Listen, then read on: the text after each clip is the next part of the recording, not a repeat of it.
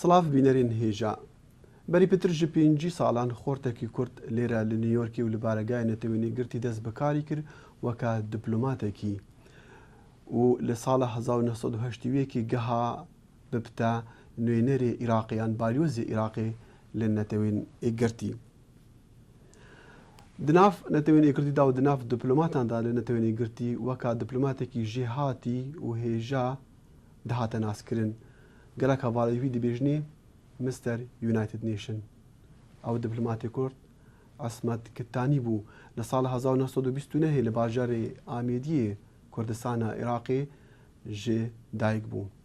ئێک ژێ هەواڵی نوی بالیۆز کەمال ئەحمەد کو ئەوژی بالیۆزێکی دێرین و دیپلۆماتێکی دیرین نەتەوێن ئێگرتیە نەها میوانی بیرۆیا دەنگی ئەمریکا لە نیویۆرکی ji bo em hinek pisyaran sebaret vî ciwamerê Kurd jê bikin ku heta niha hêşta Kurd baş wî nenasin û belku navê wî jî nebîstîne.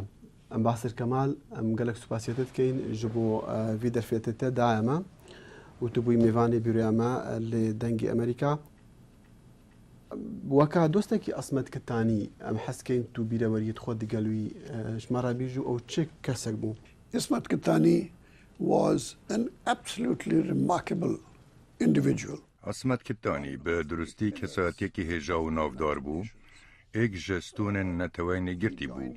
Wî karê diplomasî di netewên girtî da dikir di gelîneratiya Iraqê. Lê ji ber bêzarî û bêhêvîbûna wî ji siyasetên Iraqê, wî biryar da dev ji karê diplomasiyê bo Iraqê berdet û ji bo netewê girtî kar biket û gihişte pileyên bilind çunkî rasta û xwe li ofîsa sekretêrê giştî kar dikir.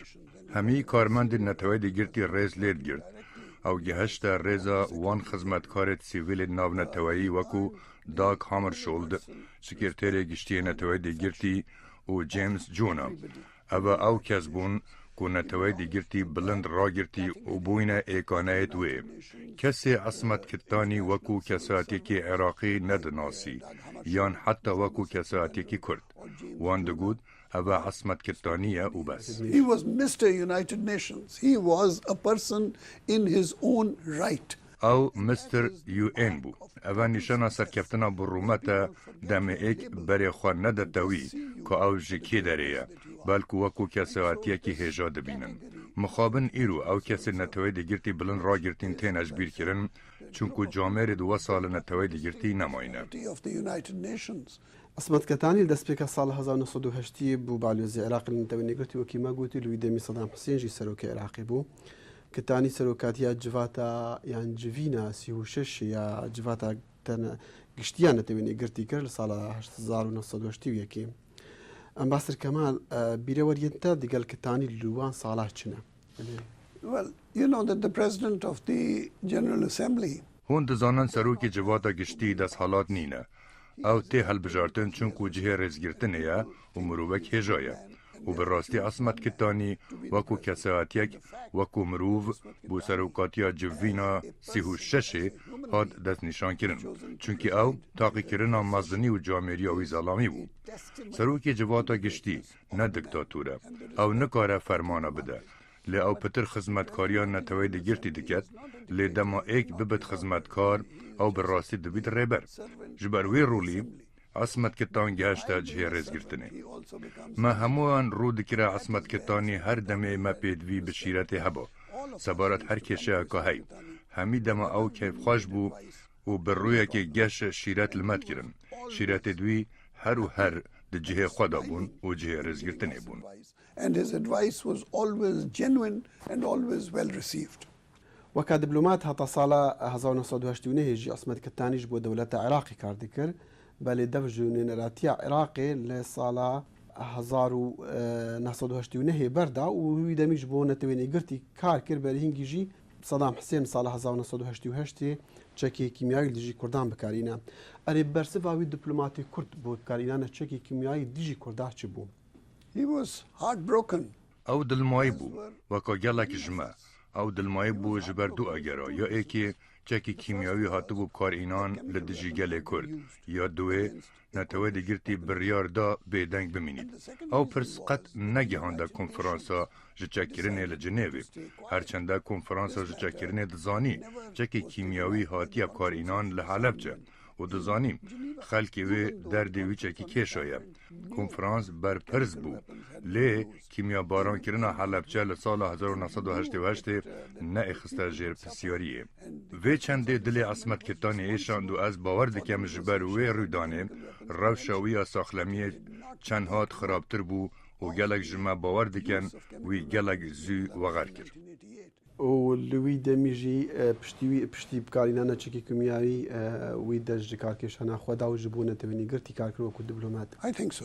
There were major disagreements in the Iraqi mission. از دوی باوره دامه جگنگرتنا کامازن دوننراتیا عراق لنتوید ایگرتی دا هبو جبر بکار اینانا چکی کیمیاوی او ریدانگ مزن بو بکار اینانا چکی کمکوش ویرانیه لهر جهه که هبید ویرانیه بله بکار اینانا وی رنگ چکی لدجی گل خواه دو جاران ویرانیه او ریدانا که مزنا دیروکی بو گلک ولاتت که رژیم صدام حسینی شرمزار کری جبروی کاری لسال 1988 بره هنگی دبی دنگ بون برانبری کریاری دوی و بوه بدنگیه وان براستی زیان گهانده دیروکا مروبانیه In that very unfortunate incident in human history. بریز کمال گلک جو کرده حتی نها نزانن عصمت کتانی کیه یعنی بلکی ناویونه بیستی و یعنی جی نزانن دیروکاوی لنتوینی گرتی چی بوی و چه کار کریا به باوریاته چه کاری گرنگی عصمت کتانی وصا کرد که ببته نافدار ده نتوینی گرتی ده یک و یا دوی جی کتانی بخوا خو کو عراقی داد ناس کرن یعنی جی وکو کرد. Ismat Katani was the perfect diplomat. عصمت کتانی دیپلماته که جهاتی بو او دیپلماته که جهاتی نتویدی گرتی بو او گلکی هفچرخ بو بیدنگ بو قد شرخواز نبو هر دم دف بکنی بو صحبتچی بو قد توره ند بو و هر دم ی آماده بو باشترین شیرت و نصیحتا بکد گلای جران وی آلی کاریو کسی دج هف دکر حتی ببندوست او جا اوه نشان دیپلماتیا سرکفتیه اگر تو بیجی او دناف کردان دا نافدار نبو از هیوی دکم ایک جناف کردا و کلینه که لسر عصمت کتانی بکتو کتابه که لسر بنویسید لسر پشکداری وی کره گلک هجای کردان دا نتوید ایگرتی دا چونکو او نمرو بکی عادتی و بچوک بو بلکو کساعتی که دیرین دیروکیه. Individual, he was a great historical figure. Thank you so much. Thank you. Thank you. Mr. Ambassador. Thank you.